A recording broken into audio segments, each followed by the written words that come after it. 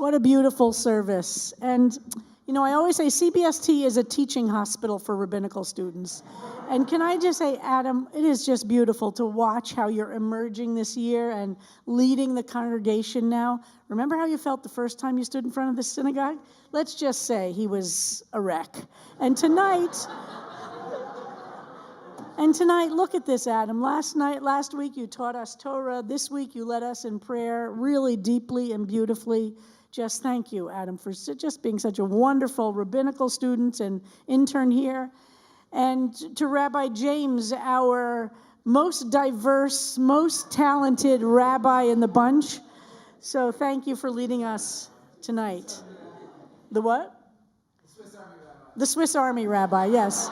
Well, she is a lesbian, but so she has the, live up to your brand. Anyway, so I'm also so happy that we have so many guests tonight, and I want to do a shout out to Ty, who was a CBST member when he lived here in New York, and then abandoned us for San Francisco, which we have forgiven you, Ty, but it's so nice that you're here and you've brought this wonderful group with you. And Rabbi Rivera, are you here tonight? Where are you?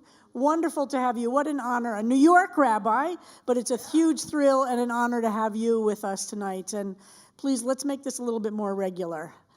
Really wonderful to have you. It's an honor for me to have you here. Okay, let's do it. And I have to say something about Rabbi Graf. Where are you? Rabbi Graf. So you're sitting here looking at this sign. Rabbi Graf is the senior rabbi of Shereth Israel in San Francisco, which I think is one of the oldest synagogues in America, right? What anniversary did you guys have this year? Founded in 1850. So I know we're very happy about the 50 years. But Rabbi Graf told me earlier tonight that I was her counselor on her trip to Israel with Nifty in 1989. I don't exactly remember you from then, but you remember me, huh? Uh-oh. So, but you said you remembered what I said on the bus and things? Do you want to tell all of us? I hope it was okay. What? Yeah? I felt totally out of it. I was 15 years old. There was like nobody else on the bus, and there was an empty seat next to you, and I sat next to you, and I said, I felt totally out of it, and it's going to be okay. And you said, yes, one day you'll figure out who you are, and read Ralph Waldo Emerson.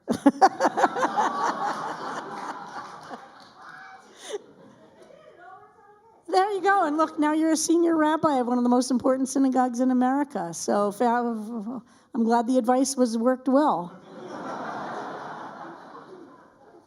Anyway, so tonight, as was described, we are hovering now between this Purim and Pesach time, between Purim and Passover. And one of the themes that unites these days and is particularly relevant, and I've been talking and teaching about this in different places, is this character of Amalek. Amalek, as we learned last Friday night, is the character in the books of the Chumash, of the Bible, who's known for the evil with which he and his tribe kill the weakest of the Israelites as they're journeying through the desert. As they're trying to leave slavery and go to the promised land. Leaving Egypt. They're leaving Egypt and slavery and trying to find freedom and liberation, and there was nobody there to tell them to read Ralph Waldo Emerson, and all would work out. But there are a lot of people who are weak when you're moving millions of people like that. And there are a lot of people who can't keep up with the leadership. And we're told that Amalek was evil because what Amalek did was to attack the weakest, to attack those who couldn't keep up, those who were ill, those who were older, those who were young, anybody who couldn't fight back. And that's how it's described to us what Amalek is. And in Jewish tradition, Amalek is the personification of evil in our world. And as we learned last week, Parshat Zachor, the Shabbat of memory, we're supposed to say every time we talk about Amalek, Yamach Shemo, that their memory should be wiped out. And we learned last week, it's a little strange. We're supposed to remember Amalek so that we wipe out Amalek. Okay, Judaism is a little paradoxical. And then the reason that's Zachor is because on Purim, remember, we read about Haman, and Haman is considered the descendant of Amalek, and that personification, and is another example of Amalek. The problem becomes, how do we know where and what is Amalek? What is the evil in the world? And how do we respond to it? So, of course, that tradition of wiping out Amalek has been used in different times and in different moments in history to give us, when we Jews are weak, a great deal of internal strength. That don't worry, one day those who oppress us will be wiped out. But the problem becomes, of course, are we so comfortable with the parts of the Purim story which do describes this revenge fantasy where the Jews move from being victim to being perpetrator and can kill all of Amalek? And we read that story and we're all a little uncomfortable with that. Well, there's another understanding of Amalek which has been moving to me as a Gandhian pacifist in my lifetime, which is when we say we want to wipe out Amalek, what we want to do is we want Amalek to do tshuva. We want Amalek to disappear because the evil in the world learns how to become different. And if that evil becomes different, that's wiping out the evil. That's a nice way of thinking about it, right? And I'll take it another level even deeper than that. Amalek is external. Those forces in the world, there are deep and powerful forces of anti-Semitism and homophobia and transphobia and Islamophobia and racism and misogyny. And what do we wish when we pray for all of that evil to disappear?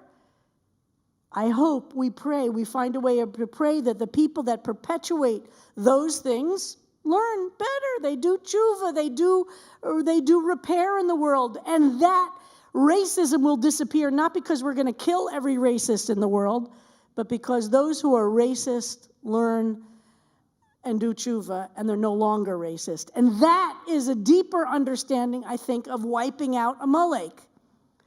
The problem, of course, is that Amalek is not only external. Wouldn't it be wonderful if that were true? That our worst enemies are not always on the outside. We know that spiritually, and I know that in the over 30 years of counseling folks in this congregation, some of our biggest enemies in the world are the ones that are right inside of us. Some of the biggest things we have to fight, some of the biggest things that we struggle with, as terrible as the world is outside, it's some of those demons inside. And I've learned a lot from the people in our community who have worked this through recovery and through understanding that the deep spiritual understanding that AA and all of its various forms have brought to our community in particular.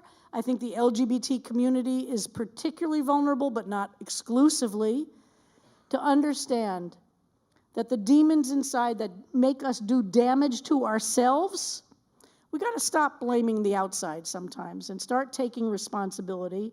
As bad as our childhoods was, as bad as our lives are, the deep spiritual work we all have to do is to accept the reality of the lives we've been given, figure out how to take responsibility for the pieces we play. It doesn't mean other people don't lose their responsibility, but it gives us power to say, you know what?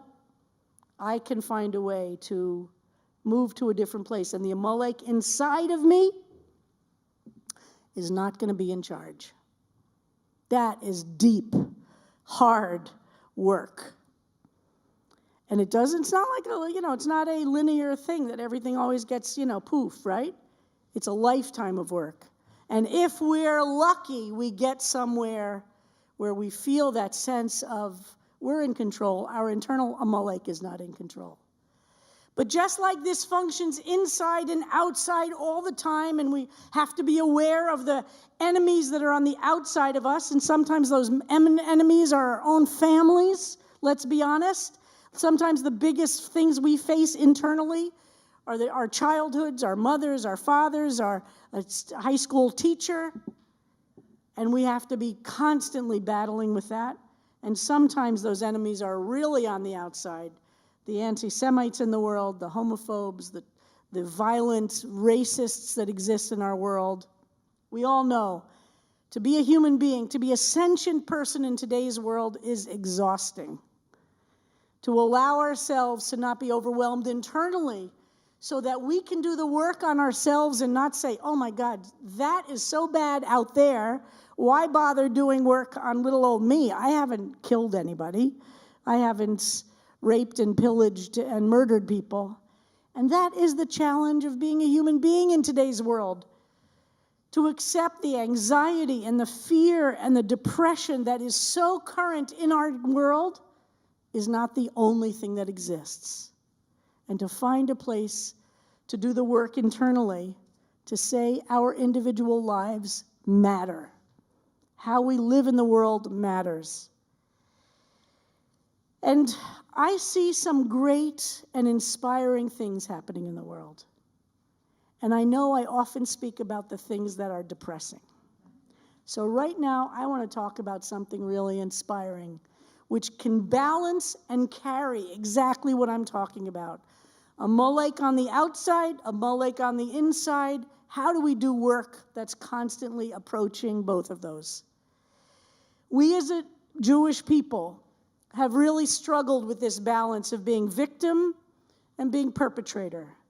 Being of the Bnei Yisrael, the slaves who left Egypt, and imitating Pharaoh, who oppressed the slaves themselves.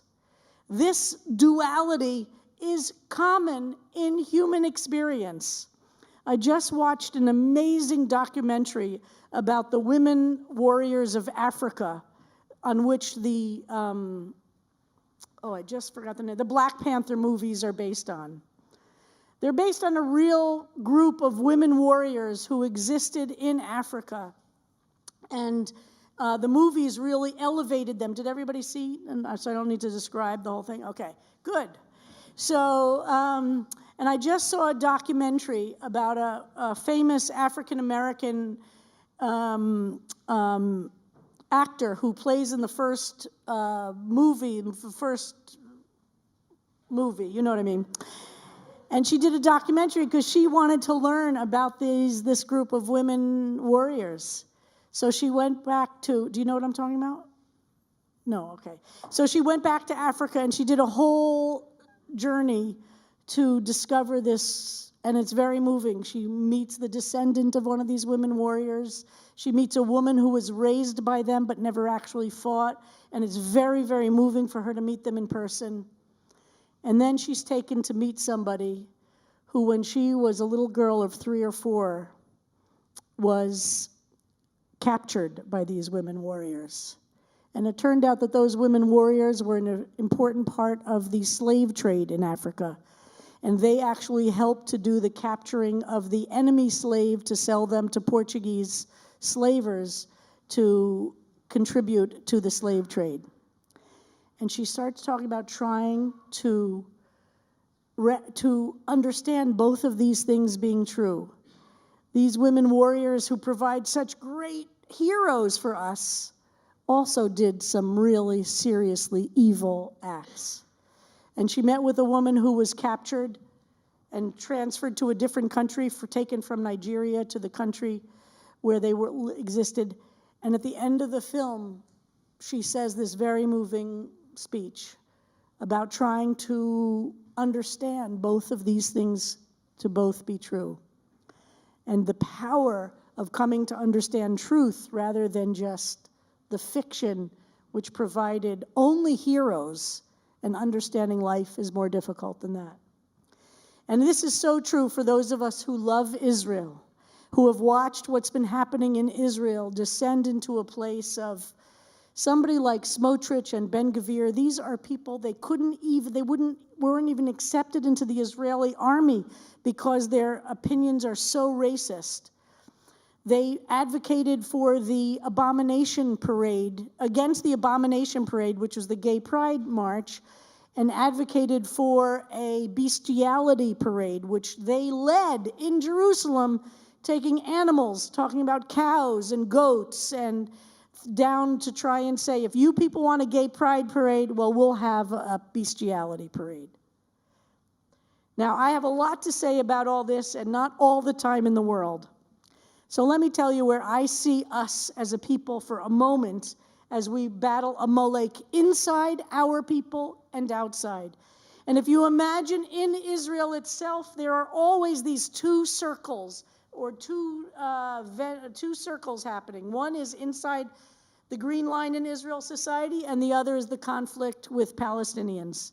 Both of those have roots that are emerging today to create the situation we currently have. I do not believe that the people who founded the state of Israel did it because they were racists or they wanted to subjugate Palestinians. I do believe they did it because they were fleeing from a burning Europe, from anti-Semitism said there is no room for a Jew in Europe or in the world. And I do believe profound mistakes were made, both inside of Israeli society and towards the Palestinians outside. Just like American society, this country was built on a slave economy. It was built on racism. It was built on sexism and misogyny. And for us as an American country to emerge into a different future, we have to come to real terms, not superficial terms, with what that founding means. And we have to be able to name it and talk about it without fear. So these two things are in expression right now. And we have won by a small majority, a government which we now understand what its focus is in the state of Israel, which is to remove the only form of checks and balances which exist in Israel, which is the independent judiciary, and to make it totally under the control of the Knesset. And this weird coalition that has been whipped into a frenzy is the ultra-Orthodox, traditionally religious Jews who are right-wing, settlers primarily, and Mizrahi Jews in the development towns and the periphery. All of them reflecting in ways mistakes that were made back in the 40s. More of that some other time. But you want to know what I see as the good news in all this? Here we have a government that is threatening to absolutely, along with the tsunami of authoritarians around the world, create a theocracy. People in the government are advocating for women's images to be removed from TV and advertising, and women to be removed from the government. Challenging any threat to the religious courts are being given enormous amounts of power that is being likened to Iran right now in terms of the religious power. And courts stand in the way of this weird coalition of having complete power. They want to shut down all the newspapers and TV stations and replace them with media that's entirely government controlled. They want to annex the West Bank without letting the Palestinians become citizens who live there, which will be apartheid.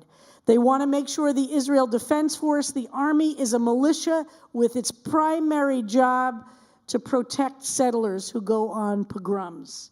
They want to decide what professors can teach and not teach. These are, by the way, this is their platform. I'm not making this up. They want to outlaw LGBT people entirely, apply religious law to everything, expand religious court control over life. So now, what's the good news? I think we are at a major turning point that we've never been before. And we here in America and around the world have a great deal to learn. So a very famous, let me get his exact name, a very famous general who started at age 17 in 1941 in the Palmach. Amos Harel was 17 years old in the Palmach. He fought in all the major battles in the 40s up until 47, including the Burma Road Battle, for those who know this. Going into Jerusalem, he was part of the Palmach force, which entered Jerusalem itself. He is now 99 years old. And can we have that put on the screen, please? This is a picture of him. Can we have it on these two screens also? So everybody can see these? His name is Amos Horev. He's 99 years old. The sign he's holding reads, Ani, I, comma. I am from the beginnings of Palmach. I helped to found Palmach, and I have returned to continue to fight to protect our state. He has been at every demonstration every Saturday night, and you can see, and let me just read what he said publicly. In 3 months, I will be 99 years old. I have 7 great-grandchildren, and I'm still taking part in the protection of the state of Israel. I fought for the establishment of our state, which was built thanks to brave fighters, and it will be saved because of the brave citizens today. So let's see a few more of these slides. A group of women are now every Saturday night dressing like the Handmaid's Tale and fanning out throughout the entire state. On these pictures are from International Women's Day, which was March 8th, 7th or 8th this week, March 8th. You can see them here, 25,000 women and girls dressed in red, spread out through the whole state. This is at the graves of Ben Gurion. Spread out, they went from Haifa in the north to Eilat in the south, connected, 25,000. And we'll see some more pictures. Next picture. This is a mass demonstration. Can you see? These are human beings. 300,000 people in the street last Saturday night. That's the equivalent of 5 million Americans. Can you imagine 5 million Americans going out to the street for anything? That was every single Saturday night, filling the street corners of, I think this is Tel Aviv, right? This is the downtown Tel Aviv, filling the street corners. The next slide. This is in front of the Knesset, right? That's in front of the Knesset in Jerusalem. And here are some of the signs that and the chants that are happening. No to fascism. No to dictatorship. Next slide. And here are more of the women. It's now become an image of the entire protest to dress in the handmaid's look. 25,000 women are going out to these protests dressed like that. Look at some more of these slides. And this is a sign that has a picture of Bibi, and it says, or Bibi, meaning like Viktor Orban. And it's split half and half with Viktor Orban of Hungary, saying he and Bibi are the same. And in fact, Viktor Orban from Hungary was the first person to call Bibi to wish him a mazel tov for winning. Keep going. So you can see more and more of these signs. It's very hard to see, but in the Israeli flag, instead of a Star of David, you could see somebody crying, a face with a tear dropping. Keep going. These are 2 gay men, because of the anti-gay position of this new government, kissing in the middle of the highway, helping to block the traffic to the airport, I think. But these are 2 gay men, and this picture was everywhere in Israel. Next one. This is, I think, Herzliya. Is that right? That's in Herzliya. Also, you see the mob. So this is not just in one city of Tel Aviv. This is all over Israel, in small towns, in the big cities, on kibbutzim, on the tiny little towns. Keep going. And this is at the Supreme Court itself, and you can see the gay pride flags with the Israeli flags. Keep going. And that's human beings forming the word democracy in Hebrew. Keep going. That's the last one. Oh, I thought I had the one of the kindergarten kids. So the reason we are not seeing these pictures so much in the United States, it is a massive outpouring of people like we've never seen before. There's an understanding that the settler movement has created a level of violence that the mass majority of the country will no longer accept.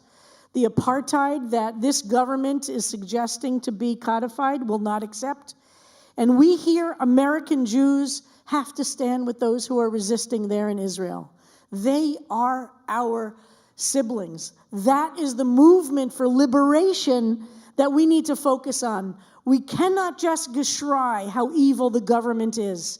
It was elected by a small majority, but guess what? It has a lot of power, just like you know who and you know where. Need I say more?